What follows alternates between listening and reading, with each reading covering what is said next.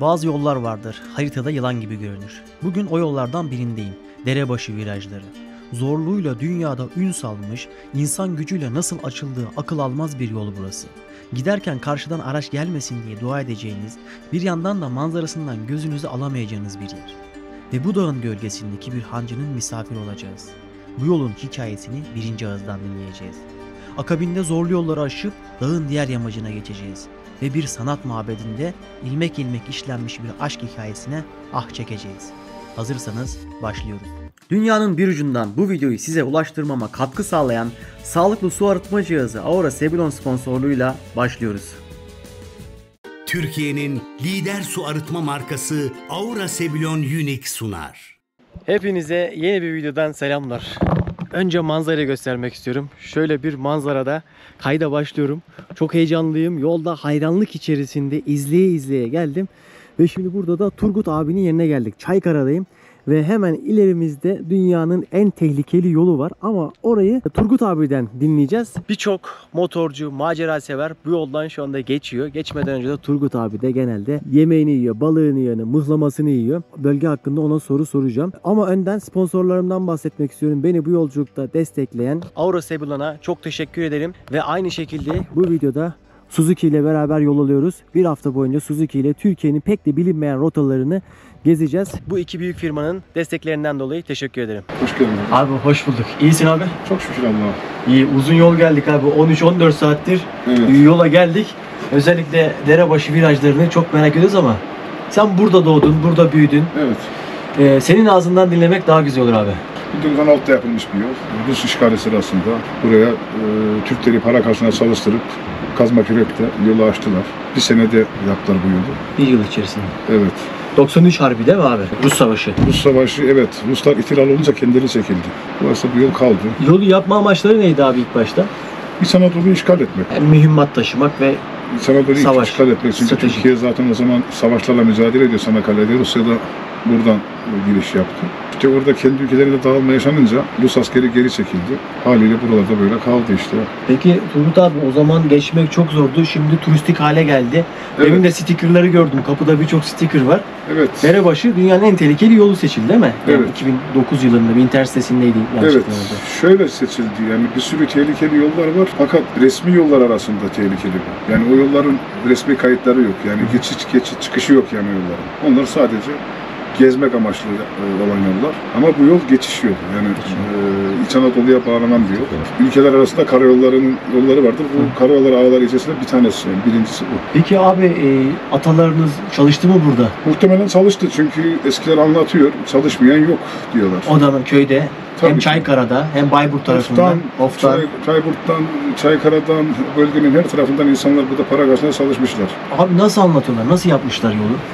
Ya şimdi bir sürü farklı anlatımlar var ama önemli olan tarihin gerçeğini anlatmak. Mesela resimde gösterebilirim sana bir yer var mesela şöyle. Olur abi. Bu yol zaten vardı tarihte. Yani şöyle vardı bu yol at yoluydu. At yolu şuradaydı. Hala duruyor o yol şu taraf şu kısımda. Şu virajları buradan planlayıp şuradan arkaya geçmeyi planlıyordu Ruslar. Fakat burası yazın kar burada kürtük erimediği için planı şuradan değiştirdiler. Yani şu yolu demir kapı derler buraya. Çok zordur buradan geçmek. Burada işte günde bir para kadar kopartıp öyle geçmişler. 1 manat he? Evet 1 manat hikayesi var orada zaten. Buradan zor geçmişler. Çünkü planda yoktu burası. Sonradan çıkınca taşta önlerine çıkınca sert bir kaya. Ama yine de Ruslar 1 manat kadar kopsa bile demişler. Bu yol buradan geçecek demişler ve getirmişler o yolu. Arkadaki yolu iptal etmişler. Bunun asas gerçeği bu ama şu yol zaten vardı. At yolu olarak vardı At zaten. yolu olarak, vardı anladım. zaten. Şimdi bir sürü kişi şey bilir. Yani bu yolu Ruslar sıfırdan yapmış değil. Öyle bir şey yok. Mevcut olan yolu genişlettiler. Bak İsmail amca diye biri varmış. O demiş ki Manat İsmail varmış. O demiş ki bu yol buradan geçmez işte. Ruslar demiş ki 1 manat kadar kopsa bile o yol oradan geçecek demişler ve günlerde savaşmışlar bu arada. Bu arada. Evet ama öyle bir kişi 3 kişi değil. 150-200 kişi öyle insanlar. Ellerinde demir levyeler, çekişler, varyozlar öyle. Daha önce burada bir kazaya şahit oldun mu abi hiç? Duydun mu? Kazaya şahit şöyle şu 1, 2, 3, 4, şuradan şuraya minibüs düştü. Orada 9 kişi rahmetli oldu.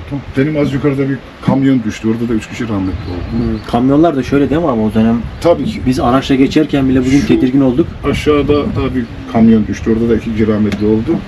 Şu virajdan da bir kamyon gitti. Ot yüklü. Şuradan dereye kadar indi. Hadi ya. Şoförü atladı. Mavini atladı. Ortadaki dayım Allah rahmet eylesin o kaldı arabada. Allah rahmet eylesin abi. İşte dereye kadar indi araba. Yani bayağı da kişi vefat etti bu yollarda. Ya çok da şey değil yani 75-80'li yıllar arasında oldu kazalar. Ondan sonra arabalar gelişince tabii kara direksiyon olayı bitince kaza olayı düştü yani hemen hemen yok gibi. Çünkü yolun zemini sağlam. Şu an proje var mı abi böyle hani herhangi bir şey yapmayı düşünüyorlar mı turizm veyahut da Şimdi- farklı? Sayın Soylu Bakan zamanında üzerinde durmaya çalıştı. Fakat çok fazla para lazım olduğu için yani maliyeti çok yüksek olduğu için beklemiyorum ama halen daha o şey gündemde var. Yani yapılabilir. Neler Böyle planlandı abi mesela? Hani asfaltı mı dökülecek? Asfalt değil de daha yani tehlikeli yerlere biraz bariyer, zemininin biraz daha düzelmesi, turizme daha iyi kazandırılması gibi projeler var. Genelde hep motorcular mı geliyor abi buraya? Motorcular 2010 yılından beri yoğun olmaya başladı. Hani o yol tehlikeli seçildikten Tabii sonra. bir internet sitesiydi bu arada. Dangerousroad.org. Şimdi Burayı şey seçiyor. En yerli- tehlikeli yer seçiyor. motorlar risk gelmezdi. Yabancı motorlar gelirdi önceden ama buna şimdi yerliler de eklenince tabii ki arttı bayağı sayıları. Abi baksana kaç kişi gelmiş Bunlar şuraya. son 3-5 yılın şeyi. 3-5 yılına. Evet. Öncesi de var yani. Burası da var, bu tarafa da aktarmışlar. Peki Turgut abi burada hayat nasıl abi ya? Tamam hani biz insanlar geliyor geçiyor gidiyor ama sen burada uzun soluklu kalıyorsun. Evet. Kışın da Kışın da bazen kalıyorum, evet doğru. Hı hı. Burada insanlar bazı korkuyor, sistem gidemiyorlar. İşte lastikleri patlıyor, burada misafir ediyoruz, üst kata yatırıyoruz. konaklama da var yukarıda. Evet, kimi insana psikolojik destek veriyoruz, korkudan gidemiyor falan onu rahatlatıyoruz. Bu şekilde devam ediyor buna. Tek misin abi burada? Evet, genelde tek sayılırım. İnternette eskiden herhalde yolun işlediği dönemlerde 2 tane işletme varmış. Onlar Ve yukarıda, her biri de şey koyarmış yani 2 tane. evet onlar hayvan yukarıda, kesermiş. dedemin orası zaten, o da bizimdi. Ama daha eskisinde asas işletme burasıydı. Burasıydı. Evet, en eski işletme burası. Buraya Enes'in Hanı derler asas. Yaban hayatı nasıl abi? Yaban hayatı ayısı bol Bol değil mi? çok geliyor ara sıra ama bir zararını görmedik. Abi çok teşekkürler. Çok Ben sağ olasın. teşekkür ederim kardeşim. Eyvallah sağ ol. Bir yandan çayımız oluyor abi, bir yandan muzlamamız oluyor. Evet.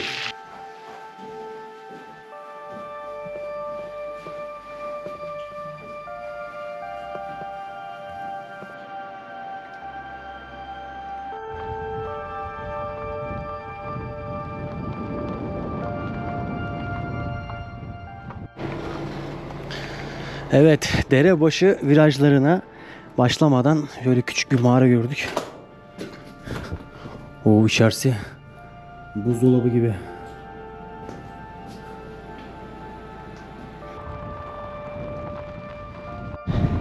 Geçeceğimiz virajlar burada. 13 tane viraj var. Ya bura hem tarihi bir yer hem hikayeleri olan bir yer. Buradan geçmek bizim için anlamlı ve umarım size de bunu aktarabiliriz. Mümkünse drone görüntüleriyle çünkü aşağıdan çok belli olmuyor.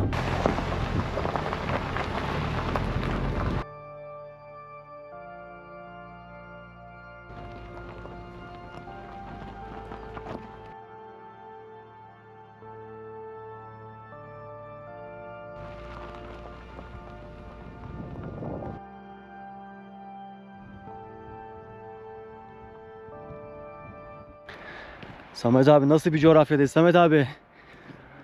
Muhtemelen 6. veyahut da 7. virajı geçtik. Şimdi biraz çekim yapalım dedik. Orası daha güvenli sanki ha? Vadilerin derinliğine bakın.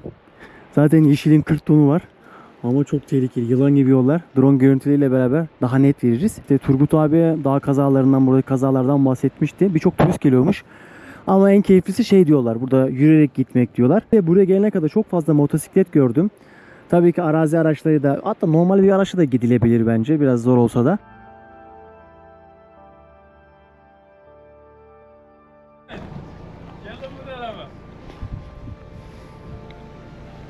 Ve şöyle manzarada Ekibi de hemen size tanıştırayım. Samet Korkmaz, Samet Asutay. Türkiye videolarımda zaten hep beraber seyahat ediyoruz. Arkadaşlar merhaba. Merhaba kardeşim. Keyifler yerinde umarım. Nasıl gidiyor yolculuk? Keyifler nasıl yerinde olmaz? Melih, şu manzaraya bakar mısın? Bak abi, manzaralar enfes. Türkiye'nin resmi kayıtlı en tehlikeli yollarından birindeyiz. Evet. Derebaşı virajlarındayız. Burası Bayburt'la Of'u birbirine bağlayan bir yol. Bu yolun da şu an Demirkapı denen mevkisindeyiz. Buradaki kaya yapısı itibariyle bayağı bir zorlanmış burada çalışan işçiler. Olumsuz düşünceler burada düşünmüşler. Acaba hani bu yol olmaz mı gibisinden. Daha önce geçen zamanda hala insanların evinde o dönemden kalan manatlar varmış. Şimdi dostum ben sana şöyle bir şey sormak istiyorum. Bir haftalık bir yolculuğumuz var. Uzun süredir rotaya çalışıyorsun. Peki bizi daha ne bekliyor? Çünkü bugün daha ilk gün. Buradan Bayburt'a gideceğiz. Bayburt'un bir köyünde, İspir tarafına bağlanan bir köyünde bir müze var. O da izleyici arkadaşlarımıza sürpriz olsun. Gidince orası hakkında bilgi verelim. İspir, Morya'yla Yedigöller'e gideceğiz. Orada birkaç günlük yürüyüşümüz olacak.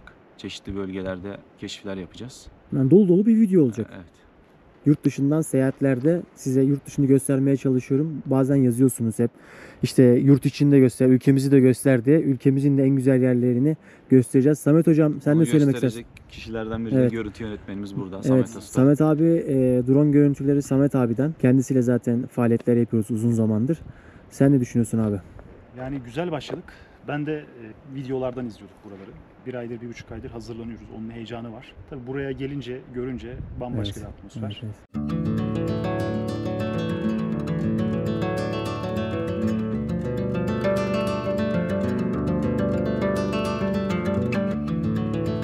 Ben de buraya gelmeden önce Bayburt'ta böyle bir müze olduğunu bilmiyordum. Bu müzeyi aslında diğerlerinden farklı kılan özellikler var.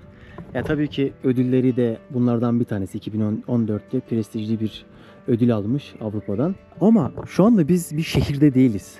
Şu anda böyle biz köyün ortasında bir yerdeyiz. Etrafımızda çok az yerleşke var. Dağların böyle yamacında ütopik bir müzeden bahsediyoruz.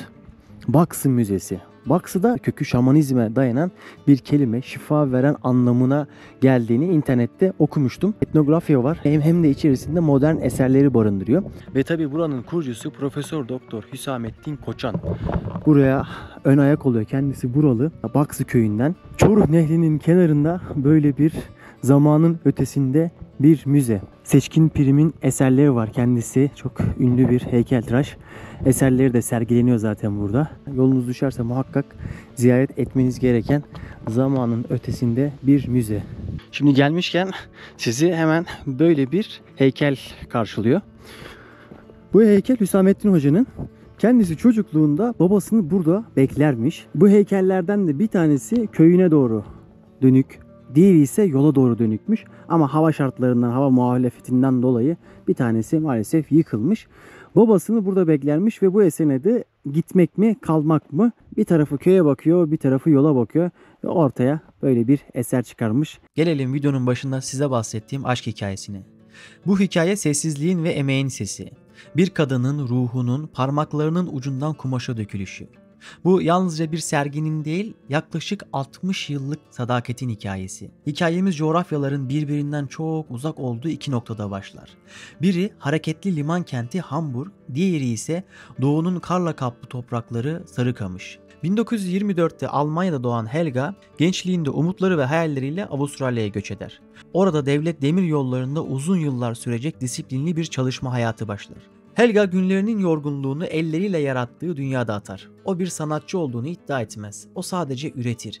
Sabırla işlediği danteller, ilmek ilmek attığı el işleri onun sessiz kalbinin ritmini tutar. Ve sonra 1968'de o büyük karşılaşma yaşanır. Türkiye'den, Sarıkamış'tan gelen Sebahattin Tölük. İki farklı dünyanın insanı Avustralya'da kesişen yollarda birleşir. İşte bu Helga'nın sessiz hayatının en büyük hikayesidir. Helga Frank 2024'te yani 100 yaşına kadar Sabahattin Bey ile omuz omuza yaşar. Birlikte geçirdikleri her yıl Helga'nın elinden çıkan bir parçada kendini bulur. O danteller, o el işleri birer nesne değil birer zaman kapsülüdür. Onlar zorluklara karşı gösterilen dirayetin, sadaketin, derin bir sevgisinin somut kanıtlarıdır. Helga bu dünyadan ayrıldığında geride sadece anıları değil, aynı zamanda bu binlerce el emeği eseri kalır. Sabahattin Tölük eşinin bu emeğinin yok olmasına asla izin vermez. O eşinin elleriyle yarattıklarının onların ortak ömrünün sessiz tanıkları olduğunu bilir. Sabahattin Bey, Sidney'den Türkiye'ye uzanan bir telefonla Baksı Müzesi'nin kurucusu Profesör Doktor Hüsamettin Koçan'a ulaşır ve eşinin eserlerini sergileme arzusunu dile getirir. Amacı basittir ama yücedir. Genç kızlara ilham vermek. Ona göre unutulmayanlar ölmemiştir. Bugün bu eserler Bayburt'un tepelerinde Baksı Müzesi'nde Sessiz Hayatlar Büyük Hikayeler sergisiyle yeniden hayat buluyor. Bu sadece bir Alman kadının el işleri sergisi değil, bir Türk erkeğinin eşine duyduğu sonsuz sadakatin ve vefanın destanı. Bu bir aşkın kelimelere sığmayıp ilmek ilmek ölümsüzleştiği hikaye ve beni de müzede en çok etkileyen yerlerden bir tanesi.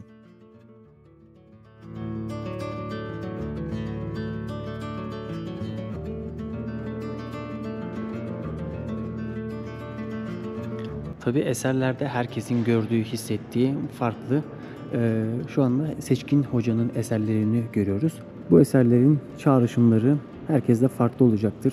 Deniz gören var, akışı gören var, zamanı gören var. Burada kullanılan malzemeleri de sergilemiş kendisi. Bu arada Mesnevi'den de feyz almış.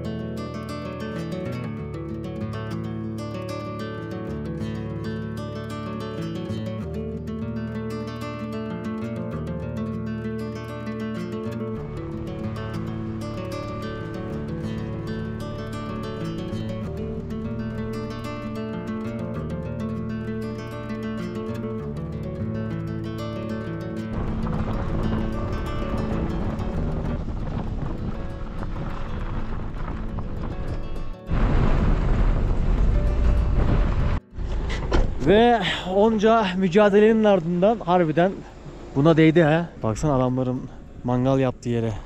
Kardeşim ne düşünüyorsun? Burayı çok hayal ettin. Son 100 metrede beni indirin, koşacağım dedin. Ve en son İspir'de bulunan 7 göllere geldik. Güzel bir akşam vakti, altın vakti giriş yaptık buraya. Ucu ucuna yetiştik, Evet. değil mi?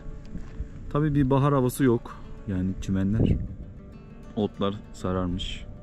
Ama biz doğanın her halini seviyoruz. Her şeklini kabul ediyoruz. Doğa bize her şekilde iyi geliyor ve bizi sağaltmaya devam ediyor. Ruhumuza, bedenimize iyi geliyor. O yüzden hiçbir zaman kötü diyemeyiz. Evet. Her mevsimin kendine göre güzelliği var. Doğada insan gibi halleri değişiyor. Evet. Yaşadıkça, yıllar geçtikçe. Biz de kardeşimle Çok güzel. geldiğimiz gibi duygularımızı sizinle paylaştık. Yarın yolculuğa çıkacağız, yürüyüş Tabii yapacağız. bu gölleri yürüyeceğiz yarın. Gireceğiz mi suya? Suya gireriz tabii. Şu adaya yüzmez miyiz? Evet, adaya yüzeriz. O zaman Daha erken bugün kaydı bitirelim mi? Şöyle manzarayı yemek kuralım. yapacağız çünkü, Evet. yemeğimizi yapacağız. İşimiz çok. İspir Yedigöller'den hepinize iyi akşamlar. Türkiye'nin lider su arıtma markası Aura Sebilon Unique sundu.